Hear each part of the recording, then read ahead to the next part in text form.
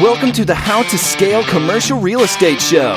Whether you are an active or passive investor, we'll teach you how to scale your real estate investing business into something big.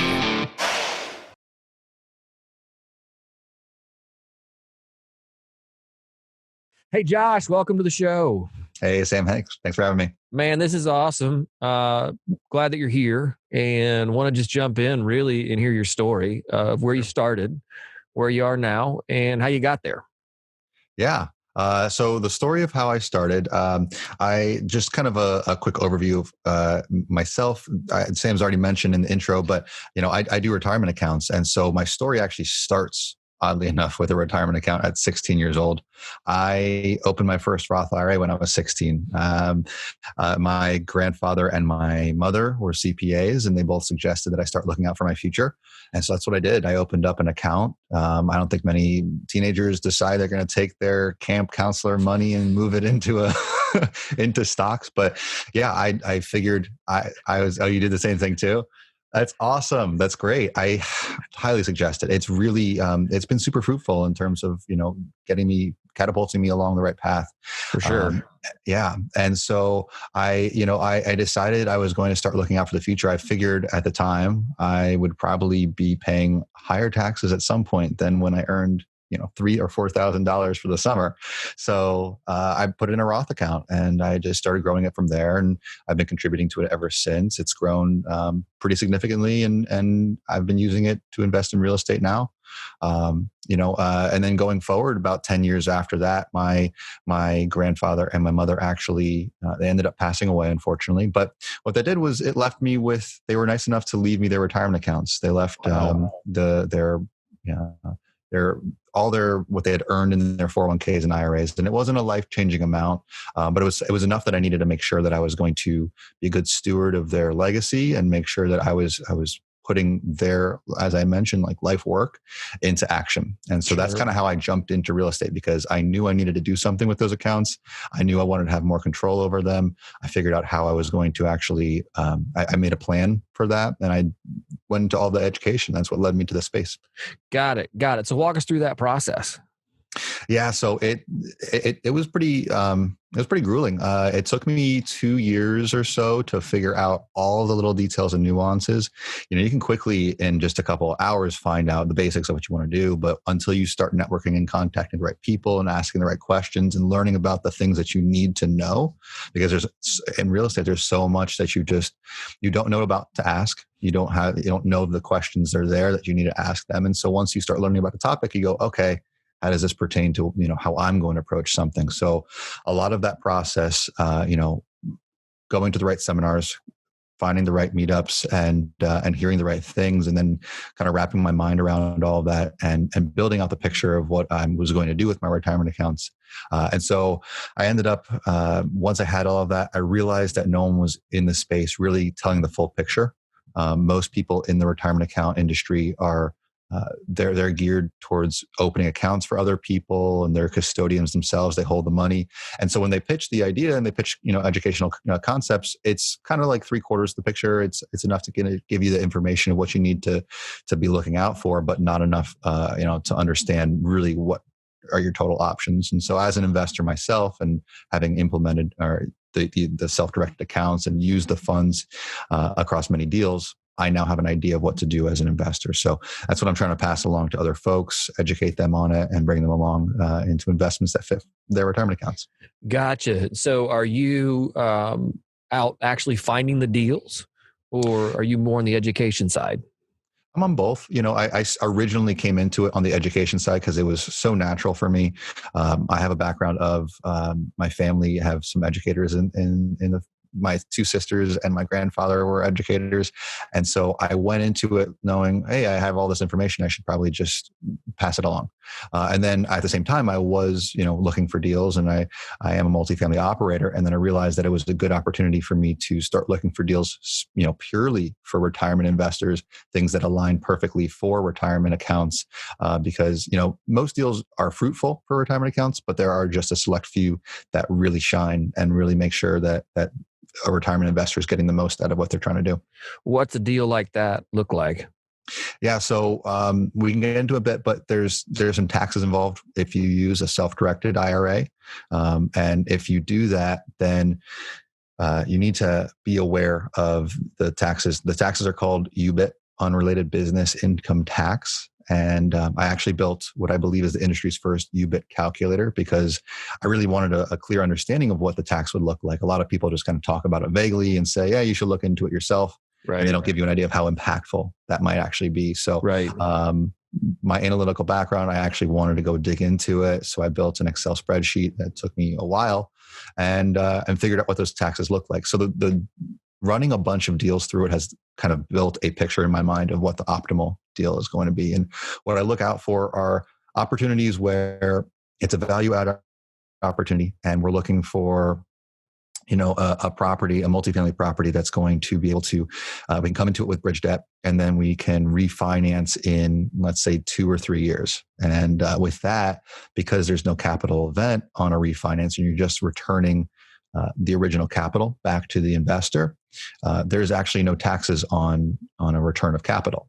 So the investor can have their funds back into their IRA earlier before it's ever taxed, and then they can move it into a second investment and kind of get the compounding effect going there before they have to pay the UBIT. If a deal's holding time is, let's say, 5 years, the big tax is going to come in that 5th year when you sell or you refi at a large proceed level. But if you refi early and it's below your initial capital balance and you get that money back, you can start to kind of get into 2 or 3 deals before you ultimately have to pay that big bill. And so being able to keep the IRR high for our investors is really key in minimizing the impact of you. But you can't avoid it altogether, but you can minimize it. Right. Is that calculator something that you share or is that proprietary, Josh? Data. So I'm figuring out how to try to market it a bit, but it's essentially a large Excel spreadsheet with 48 different data points I have to put in every single time I run it. So right now it's a complex thing to run. But so basically what I do is I share it with my investors for, every time I give them an offering, I'm able to offer them the earnings that they expect as well as the expected taxes. So that's sort of how I've been using it going, so far. Right. Well, when you get that dumbed down to my level, please, please let us know. I'll be happy to buy it and use it. But 48 data points sounds like a lot. So what you say that the deals are interesting because the deals that fit the bill are ones that you either take bridge debt out initially and then refinance, say earlier on in the project. Is that always the flow? So no, there are deals that are actually, they work if they're just a standard, you go in with agency debt and, you run a 5-6 year hold. It could be longer too.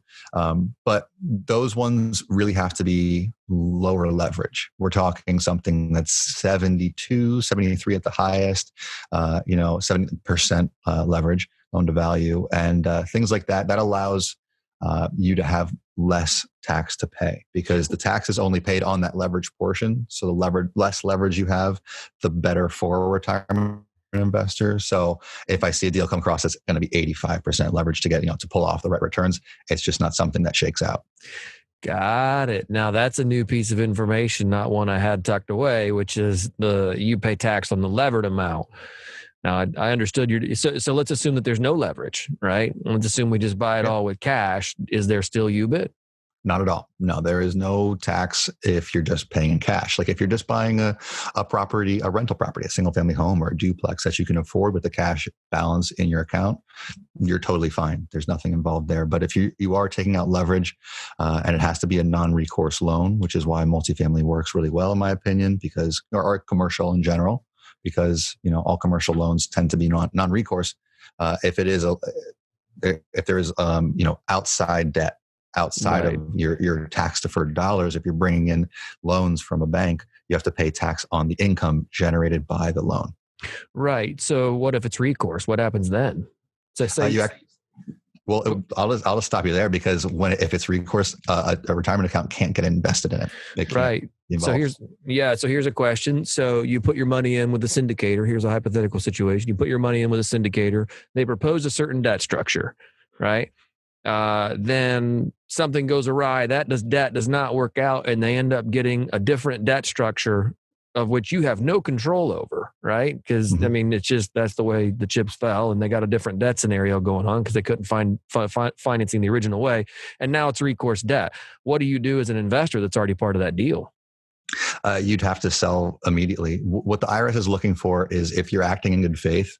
And so if it's something where you were a passive investor, they want to see you take action within 12 months to avoid penalties.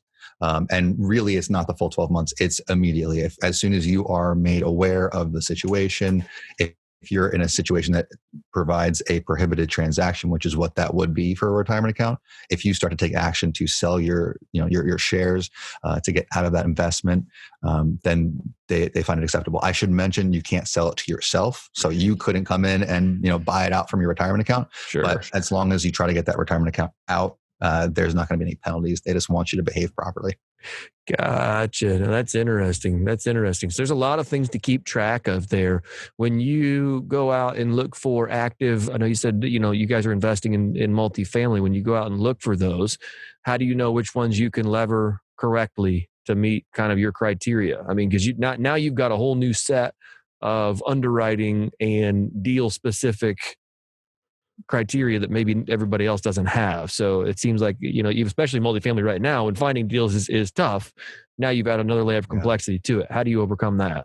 Yeah, it's tricky. I mean, deal flow is high right now, and I've been going through a lot of deals that they look great on the surface and they just don't work for the investors I'm bringing to the table. They look great for my partners who are just bringing cash investors. But, what we really have to do is we take a look at two different things. We look at the structure that will provide us with the anticipated returns that we want to bring. We typically try to provide a 2x return within 5 years before taxes in any situation, something like that. Sure. And so we take a look at what we can offer and what kind of leverage is needed to pull that off. And then we also talk to our loan broker, our lender, who gets us an idea of what terms are available for that property in the current time in that market.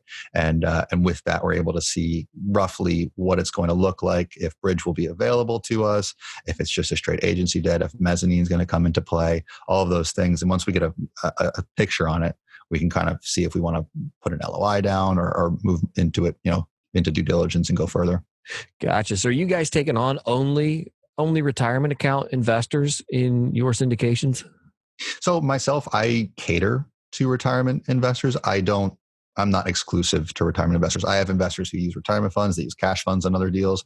It's a place where I happen to specialize. I happen to have an understanding, and I can move folks their money into investments that I've been able to identify as good for them. Gotcha. That's interesting. That's fascinating. What else can you tell us about retirement account investing? Like some things you've learned along the way. We've talked a little bit about some things to look out for. We've talked about kind of how UBIT is calculated, and someday you're going to sell a calculator, which I'm excited about. What else can you tell us that you've learned over the years? 'Cause I know you've uncovered a whole lot more information on this topic. Yeah, there's a couple things where a lot of us, if we're investing, so as a retirement investor, you have to invest passively. I should mention this up front because you can't have any involvement in any of the deals. So if you're a general partner, or if you're running a deal, or you're flipping a house, you actually can't use your retirement funds if you're going to be actively working on that property. Right. So, if we're talking about just passively investing, you need to be aware of who you can and can't invest alongside with. When it comes to passive investing, a lot of the times I want to invest maybe with my wife or my dad. Those are two people you actually can't use your retirement funds alongside. They're considered disqualified persons. And so anyone in a linear ascendant or descendant fashion, so parents, grandparents, children, grandchildren, they're not allowed, as well as spouses at any level. You can do your brothers and sisters, they're fine. Your aunts and uncles are all okay. But anyone that is kind of close in your immediate family, you can't use your retirement accounts with. But the way I am able to get around that, and the thing that I was able to find out, is if everyone gets involved with their retirement accounts, disqualified people are the people. They're not the retirement accounts. And so if my dad wants to come into an opportunity with his retirement account, and I also want to invest passively with my retirement account, we can both get involved in the same deal. We can both invest passively. So we can, I do this with my wife, I do that with my family. And so we're able to kind of create a holding company and really pull all our funds together. If an investment minimum is 75,000 and there's 3 people in the account, in the LLC, we're able to come in at a $25,000 personal level and further diversify our accounts into more, network and more markets or more asset classes, whatever, you want to diversify along. You can do that at a lower level. And as long as everyone's in it with a retirement account, you're perfectly fine to do that. Right. And you guys, all 3 of you would pool into one LLC that would then invest. It's more like a fund of funds model where you guys would then invest in another syndication, but none of you 3 would necessarily have control of none of you would be controlling members of the deal. You'd all exactly. Right. Yeah. Right. Yeah. You got to be prepared to do some more, some extra legwork. I'm sure there's a point at, which you have to have a certain amount of money to make that, the juice on that worth the squeeze, really. I mean, yeah. If you are already, if you've already got a lawyer who's setting up maybe family LLCs for, maybe your operating side, if you're an active investor or whatever, yeah, you got to consider the accounting fees that'll come alongside with that. And the reason that I personally advocate for checkbook control is because of the costs. Make sure it's worth the squeeze. A lot of custodian accounts, it can be hundreds and hundreds and hundreds of dollars a year because they really try to ramp up the fees. They're trying to make money. Right. With a checkbook account, it can be as low as $135 a year. You just pay a wire fee every time you want to execute a deal. And so I'm looking for opportunities where I know I'm not going to have a lot of overhead. My returns go straight to my account, not to somebody else. Right. And I can maximize my returns that way. Right. Yeah, that's interesting. You bring up checkbook control because that's certainly it's a widely contested topic. Some people say no, you can't do it. Some custodians will say that's completely illegal, and others are like, man, this is the only way to go, and to do it any other way is foolish. So, talk to us a little bit about how you finally said, man, I'm worth gambling, or it's worth gambling and having checkbook control. Yeah. So I gave a presentation a few weeks ago and I had somebody walk up to me after and he said, my custodian told me checkbook control is illegal. And right. I was like, yeah, your custodian's trying to scare you because they want to make sure you're keeping your funds with them. Right. It's totally, absolutely legal. What the structure of how it works essentially is you're always going to have to move your money into a custodian. That's a given. Sure. But at the same time, you're using an outside source, a company, or there are some custodians who actually will do this for you. They'll end up opening an LLC for you. And the only true investment the custodian account makes is into the LLC. And the LLC, you can then manage yourself just like any other business, open up a business or a checking account.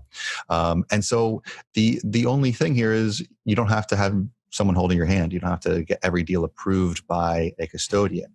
If you're concerned with, making sure you're getting involved in the right deals, there are certain companies that will provide advisory and consulting services on every transaction you do. And you can call them up and say, hey, this is a little outside of the norm of what I do. Is this prohibited? Is it allowed? What kind of, you can ask them the questions that pertain to that particular investment. Right. But outside of that, if you're learning the basics and you know the basics and you're getting involved in the same, especially if you're passively investing in multifamily, if you're investing in the same types of deals every time, there isn't a lot you have to look out for. And you can go ahead and take control of your funds and do it yourself. And you don't have much to worry about at all. Right. Yeah, I've had experience with both of those approaches, and I will say the checkbook control side is far easier and faster to fund than the ones that I have in other custodians. Sometimes those are 2 weeks, and you're right, the fees will eat you alive. On a per deal basis. You're looking at it going, gosh, it's going to cost me at year end $800 to $1,000 just to get this paper shuffled and the deal funded. So, I mean, that adds up quick. If your investment's only $50,000 into the deal, well, there went your first 2% right off the top. Exactly. And a lot of places they'll charge based on the account balance. So as you do a good job and you find the right investments and your account grows, they're going to start taking more and more and more. So Right. Let's avoid that. Josh, I've enjoyed this conversation today. I really want to jump into the final four and just hear what you have to say about those things. The first question is, if you were to distill everything you know, and in this case, we'll hold it as it pertains to self-directed account investing, if you were to distill everything you know as it pertains to self-directed investing, and you were going to give one piece of advice to an aspiring investor, what would that one piece of advice be? It comes down to education. I know a lot of people who approach this topic think that they're scared to jump in because it looks really daunting, like there's a lot of pieces involved. Personally, what I've tried to do is distill this down into simple lessons. On my website, I have 6 videos that total 30 minutes. And if you go through those, they'll teach you A to Z what you need to know, and you're going to be on your way. In my opinion, it's like riding a bike. So we start with training wheels, and it looks a little crazy at first, but then once you take the training wheels off, it comes naturally to you going forward. And in my mind, I really operate my retirement funds similarly to cash. I have what I can and can't do in my head quickly. I know what I can and can't do, and then I just move on from there, and I fund my investments as I choose. Gotcha. What's one thing you're doing rather to stay on top of your game? I try. It's difficult sometimes, especially around holidays, but I try to meditate every morning and have some sort of a morning routine. When I ended up doing that, I tried to implement part of the miracle morning process. It really ended up benefiting the rest of my day. It put me right on the right path, and I've been a lot more productive as a result. Right. No, that's awesome. What when it comes to giving back, what's one thing you're doing to make the world a better place? Well, as I mentioned at the beginning, my mother passed away about 4 or 5 years ago, and she passed away from ALS. And so what my family and I do, because it's a disease that really affected us, every kind of large event or opportunity we have, we try to donate to them and make sure that gifts are given in the name of ALS and everything. So it's just our cause that we care about right now. Right. No, that's great. That's great. Yeah, research into that is super important. I know that's one we don't really understand yet. So absolutely, yeah, that's great. That's great. Josh, what's the best way for our listeners to get in touch with you? Yeah, as I mentioned, my website has tons of information. You can reach out to me at josh@waltomain.com. But if you go to my website, then I do have a free PDF I'm currently offering. It's the top 10 tips and tricks when investing in multifamily with your retirement account. And so I give all the little bits of information, things I wasn't able to cover here, and a couple of things I was. And hopefully you can maximize your account using that. Right. And we'll put that website in the show notes. But what is that website, just so we can hear it on audio? Yeah, waltomain.com. You may have already said that. I apologize. Okay. No worries. Hey, Josh, thanks so much for coming on today. Do appreciate your time and your insight. And I look forward to doing it again here sometime soon. Thanks a lot, Sam. Thank you.